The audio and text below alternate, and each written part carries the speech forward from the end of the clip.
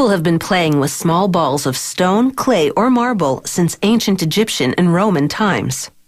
Today's marbles are actually made of glass and used for industrial tasks as well as games.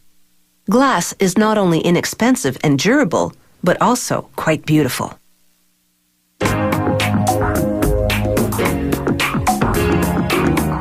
To make marbles, this company melts recycled glass with marbles made earlier but rejected for being the wrong size.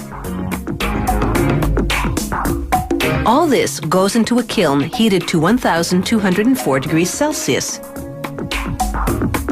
After 16 hours, they open a door at the bottom of the kiln and the molten glass flows out.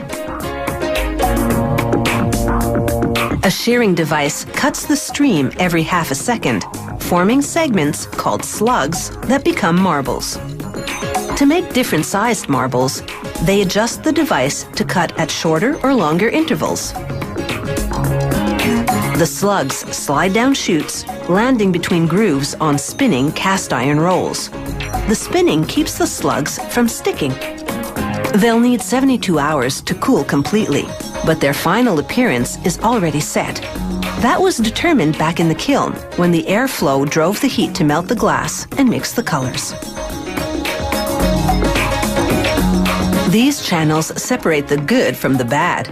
Openings along the way weed out the marbles that are too big or too small and collect the ones that are just right.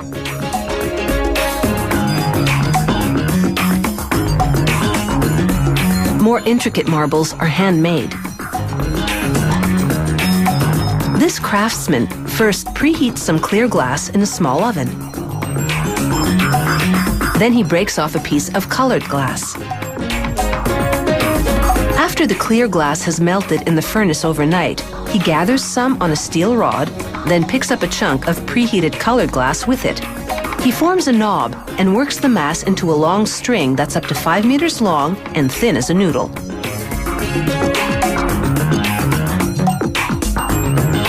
He'll use them in various colors to decorate the clear glass cores of the marbles.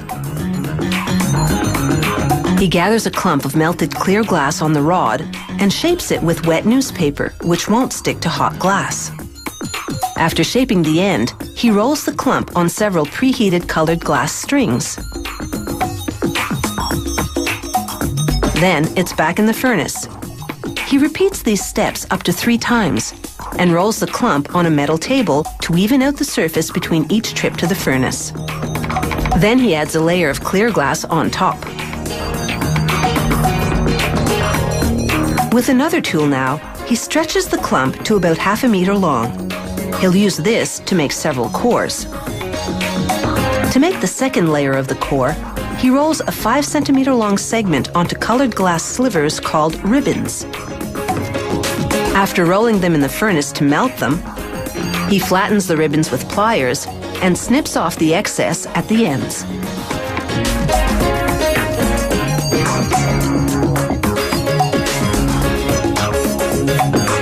He wraps the core and the ribbons in a layer of clear glass, then hand shapes it. Now he rolls the core on more glass strings. Then it's back in the furnace to meld them. He adds 1 more clear glass layer, and the inside is finished. That's a total of 6 layers for this marble. Other models have fewer or more. The craftsman shapes the glass with several metal and wooden tools.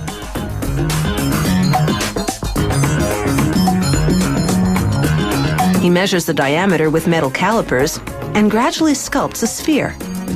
He'll make up to 5 marbles from this segment, ranging up to the size of a golf ball.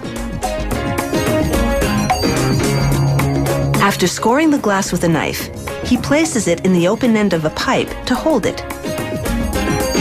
Then he gently taps the rod, which breaks the glass and releases the sphere. He melts away the bump left at the spot where the glass broke.